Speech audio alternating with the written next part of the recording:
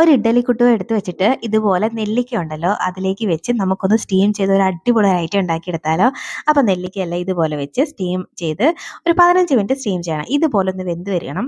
അതായത് നമ്മളിങ്ങനെ തൊടുമ്പോഴേ ഇങ്ങനെ ഇളകി ഇളകിയൊക്കെ വരുന്നൊരു പാകമാണ് കേട്ടോ. അപ്പോൾ ഇതുപോലെ ഒന്ന് വെന്ത് വരുമ്പോഴേക്കും എടുത്ത് മാറ്റി വെക്കാം. ഇനി ഒരു പാൻ ഒന്ന് അടുപ്പത്തേക്ക് വെച്ചിട്ട് അതിലേക്ക് വെളിച്ചെണ്ണ ചേർത്ത് ഉഴുന്ന് ചേർത്ത് ഇനി ആവശ്യത്തിന്, അതായത് എരിവിന് ആവശ്യത്തിന് വറ്റൽമുളകും ചേർത്ത് ഇതുപോലെ ഒന്ന് ബ്രൗൺ കളർ ആകുമ്പോഴേക്കും ഇതിലേക്ക് ചെറിയ ജീരകം ചേർത്ത് കൊടുക്കാം. ഇനി ഒരു 2-3 കഷ്ണം ചെറിയ ഇഞ്ചിയും കൂടെ ചേർത്ത്, ഇഞ്ചി ചെറുതായിട്ട് അരിഞ്ഞതും കൂടെ ചേർത്തിട്ട് ഒന്ന് വഴറ്റിയെടുത്തിട്ട് അതിലേക്ക് തേങ്ങയും ചേർത്ത് ജസ്റ്റ് പച്ചമുളക് ഒന്ന് മാറുമ്പോഴേക്കും ഫ്ലെയിം ഓഫാക്കി ഒന്ന് തണുത്ത് വരുമ്പോഴേക്കും മിക്സിയുടെ ജാറിലോട്ട് ഇട്ട് കൊടുക്കാം.